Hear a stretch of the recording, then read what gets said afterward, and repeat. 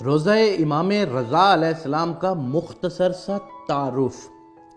بادشاہ امام رضا علیہ السلام کے حرم کا کل رقبہ 240 ایکڑ ہے، یعنی 1920 کنال۔ حرم پاک کا ایک چکر 4 کلومیٹر کا پیدل سفر بنتا ہے۔ سڑک جہاں سے ختم ہوتی ہے وہاں سے حرم پاک میں داخل ہوں تو دنیا کا سب سے قیمتی پتھر لگا ہوا ہے۔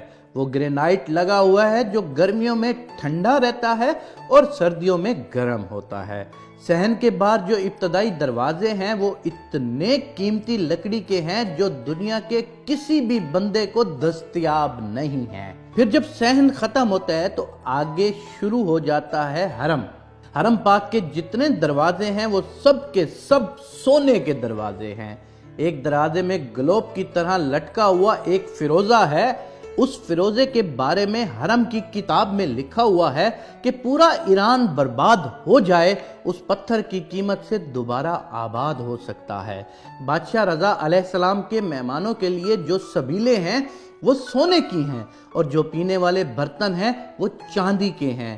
جو ہی صحن ختم ہوتے ہیں آگے جوتے اتارنے کی جگہ ہے۔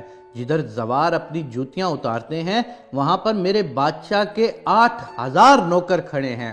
اور یاد رکھنا وہ دنیا کے کوئی عام بندے نہیں ہوتے کہ جو بے روزگار ہوں اور چلا جائے اس کام کے لیے۔ ان میں 90% لوگ ایران کی فوج سے ریٹائرڈ میجر، جنرل، کرنل اور بریگیڈیئر جیسے افیسرز ہیں۔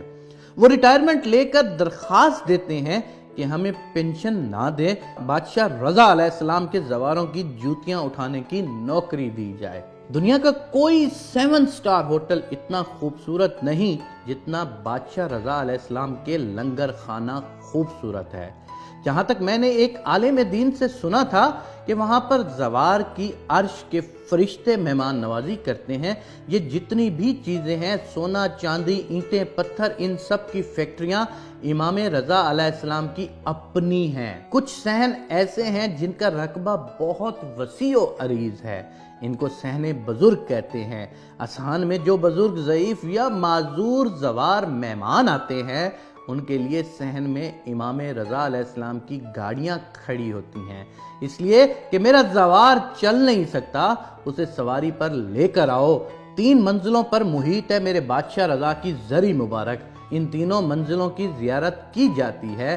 ان تینوں منزلوں پر دنیا کی ہر کرنسی، روپیہ، یورو، ڈالر، ریال، دینار، پاؤنڈ وغیرہ ہر قسم کی کرنسی سے بھری ہوئی پڑی ہوتی ہیں۔ یہ تینوں منازل ایران پر تقریباً 44 سال سے پابندیاں ہیں۔ ایران بادشاہ رضا کی جوتی کا صدقہ آج تک غریب نہیں ہوا۔